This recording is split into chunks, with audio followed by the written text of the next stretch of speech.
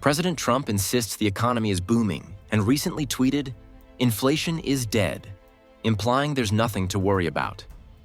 But the latest data tells a more complicated story. While overall consumer prices rose just 0.1% in May, slightly below expectations, core inflation held steady at 2.8% year over year. That's not exactly a sign of inflation disappearing. In fact, it shows that underlying price pressures remain persistent, especially in goods affected by tariffs. Consumers are still feeling it, whether it's paying more for clothing, household items, or auto parts. These costs aren't random. They're a result of policy choices now working their way into store shelves and service bills. So while headline numbers might appear calm, the underlying reality is far less reassuring. Is inflation really dead, or just quietly shifting where it hurts most? Before we dive into the details, make sure to hit like and subscribe so you don't miss future updates that break down what's really happening behind the headlines. Let's cut to the chase. Inflation is rising again. In May 2025, the Consumer Price Index climbed just 0.1%, a bit cooler than the 0.2% economists expected. Over the past 12 months, headline inflation reached 2.4%, up from 2.3% in April. That seems tame until you look under the hood. Core CPI, that's CPI without food and energy, also ticked up by 0.1% in May, maintaining an annual rate of 2.8%, unchanged from April. This steady uptick, despite lower gasoline and airline prices, suggests something deeper is stirring: tariffs. Economists warn that the lagging impact of recent import duties from the Trump administration hasn't been fully felt. Retailers have been selling pre-tariff inventory, delaying the hit to consumers. Yet by late May and June, cost increases began rolling out. That's why we're watching core inflation so closely. Even a modest 0.1% rise could be the first tremor before a bigger shake.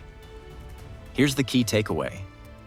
May's data brought a brief sense of relief, but that calm may be deceptive.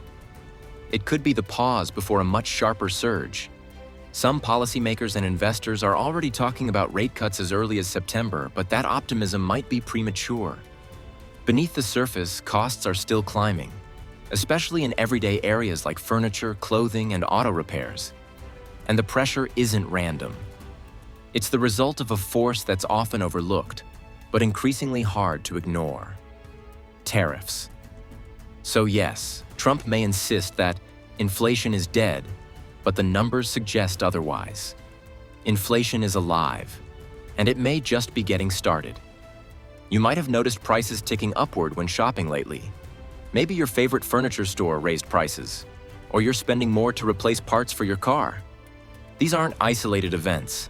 They're directly linked to a subtle yet powerful economic force: tariffs. But what exactly does that mean for your wallet? Here's the simple breakdown. A tariff is essentially a tax the government puts on imported goods. When a company imports furniture from China or auto parts from Europe, it must pay these additional duties to customs. But businesses, of course, don't operate to absorb extra costs out of goodwill. They have investors, employees, and margins to protect.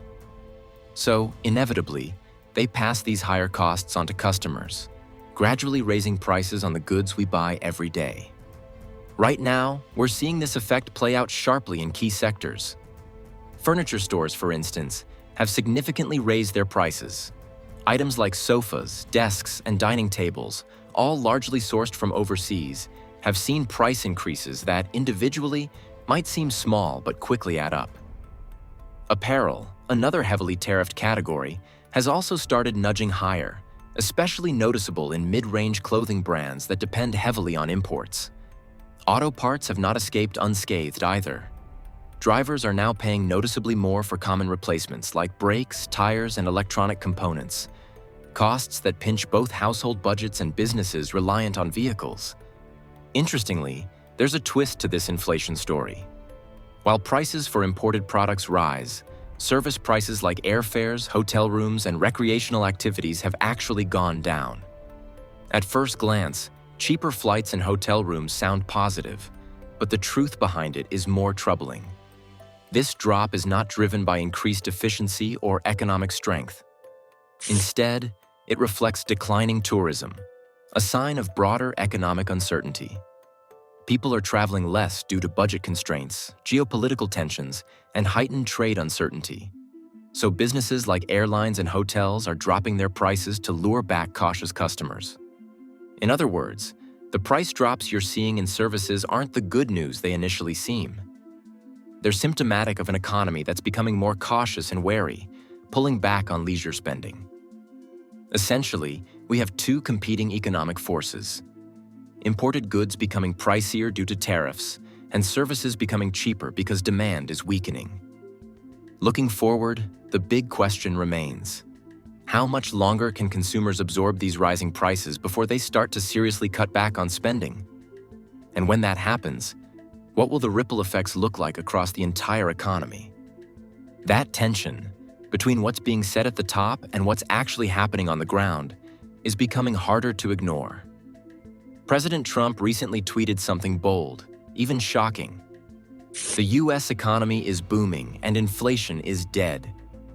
At face value, this sounds incredibly reassuring, like good news delivered straight to your Twitter feed. But how closely does this optimistic portrayal match your personal experience? A recent survey on public reactions to Trump's claims revealed a strikingly different picture. Many respondents voiced clear frustration, sharing stories of paying more for everyday essentials while their wages stayed the same. Several commented how grocery bills, rent, healthcare costs, and even everyday items like clothing or school supplies have steadily crept higher. Far from being dead, inflation is actively nibbling away at household budgets. Trump's confident assertion also clashes directly with recent data from the Bureau of Labor Statistics. Core inflation, which removes volatile food and energy prices, held steady at a concerning 2.8% annual rate in May. While headline inflation appeared modest at a monthly increase of just 0.1%, this hides deeper pressures building beneath the surface, especially from recent tariffs. This discrepancy between Trump's claims and actual economic indicators is critical. It highlights the gap between political rhetoric designed to boost consumer confidence and the tangible realities people experience every day. Further amplifying the issue is wage stagnation. Despite frequent claims of economic success and job creation from the White House, wages simply haven't kept pace with inflation in recent months. Hourly earnings growth, after factoring inflation, is barely positive. This means most workers are essentially treading water financially, earning slightly more money but seeing that extra cash vanish into higher living costs. So here we have a stark contradiction. On one hand, President Trump portrays a booming economy free from inflationary worries. On the other, your everyday experiences and economic data clearly reveal increasing financial stress on millions of American households. This gap between perception and reality isn't just political. It affects your purchasing decisions, your financial security, and ultimately your future planning. We want to hear directly from you. Have you felt the squeeze from higher prices? Are you seeing your paychecks stretch less far each month? Share your stories in the comments below, because your voice helps us understand the true state of the economy, beyond tweets, beyond headlines, and beyond political spin. As we unpack more details, let's explore how these economic pressures are reshaping employment prospects across the country. The mismatch between President Trump's rosy economic claims and reality becomes even clearer when we look at the latest employment data. In May, the private sector added just 37,000 new jobs, dramatically missing economists' forecasts, which had expected around 110,000. This wasn't just a minor miss. It was a severe disappointment, sparking concerns across financial markets and adding weight to fears about a weakening economy. What makes this slowdown even more alarming is how quickly the labor market appears to be losing steam. Only a month earlier, in April, private employers added 60,000 positions, which was already seen as tepid growth. Now, with May's sharp drop, experts are openly questioning the strength of the US economy. To make matters worse, a recent revision by the Bureau of Labor Statistics revealed that job creation over the past year was overstated by nearly 97,000 jobs. In other words, the job market wasn't as robust as initially reported. For everyday workers, these statistics mean more than just numbers on a report. They represent shrinking job security, fewer opportunities for wage growth, and potentially tougher times ahead. Companies seeing rising input costs from tariffs are already trimming expenses, and unfortunately, that often means slower hiring or even layoffs. This weakening job market, coupled with persistent inflationary pressures from tariffs, creates a dangerous mix. Consumers, already facing higher prices, might soon find fewer jobs available or slower wage growth. The broader economic outlook starts to feel increasingly fragile, setting the stage for tough decisions not only by families but also by policymakers. All eyes are now turning to the Federal Reserve, whose next moves could significantly influence whether the current slowdown is a temporary dip or a sign of deeper economic trouble waiting just around the corner. With the labor market weakening and inflation quietly persisting, the spotlight now shifts to the Federal Reserve's crucial upcoming meeting on June 17th to 18th. Fed Chair Jerome Powell and his team are faced with a genuinely difficult choice. Should they focus on curbing inflation or prioritize boosting a slowing economy? This dilemma couldn't come at a more politically charged moment, with President Trump regularly pressuring the Fed to slash interest rates aggressively to stimulate growth. The Federal Reserve, however, has so far resisted Trump's calls, maintaining a patient, data-driven approach. Recent inflation figures, which show core CPI steady at 2.8%, and disappointing employment data, only 37,000 private sector jobs added last month, make the decision even trickier. Lowering interest rates now could provide a short-term boost, easing borrowing costs and potentially reigniting economic momentum. Yet it also risks fueling inflation, already creeping higher due to tariffs. Conversely, holding firm or even raising rates to combat inflation might keep prices stable but could exacerbate the slowdown, triggering layoffs and weakening consumer confidence just as households begin feeling financially squeezed. Whichever path the Fed chooses, the consequences will ripple through the economy, impacting your savings, your job prospects, and your everyday purchasing power. Investors and analysts around the world are watching closely, knowing this decision will set the tone not only for the U.S. economy, but for global markets as well. As Jerome Powell weighs his options, millions are waiting anxiously, wondering how the Fed's next move will shape their economic future. It's not just Americans feeling the pinch from escalating tariffs. Neighboring countries like Canada are also seeing significant disruptions. Tourism from the United States to Canada dropped sharply in May, marking a worrying trend for businesses dependent on cross-border visitors. Hotels, restaurants, and local attractions are feeling this decline, which signals broader caution among American consumers. Canadian manufacturing is also experiencing setbacks, largely driven by tariff-related uncertainties that are making businesses hesitant to invest or expand. Globally, the picture grows even more complicated. Europe and China are wrestling with contrasting economic pressures. While Europe grapples with stubbornly low inflation and potential deflationary threats, China's economy shows mixed signals. Weak consumer demand paired with rising production costs due to trade tensions.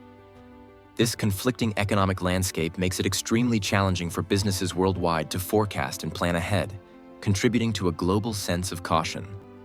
All these international ripples underscore one critical point: tariffs and trade wars have far-reaching consequences. The decisions made in Washington don't just shape American wallets, they create uncertainty everywhere, affecting businesses, households, and livelihoods across borders and around the globe. As economic uncertainty rises, it's important to take practical steps to safeguard your finances. Prices for imported goods, from clothing and furniture to car parts, are likely to continue rising due to ongoing tariffs, making everyday purchases more expensive. Now is a good time to review your household budget carefully.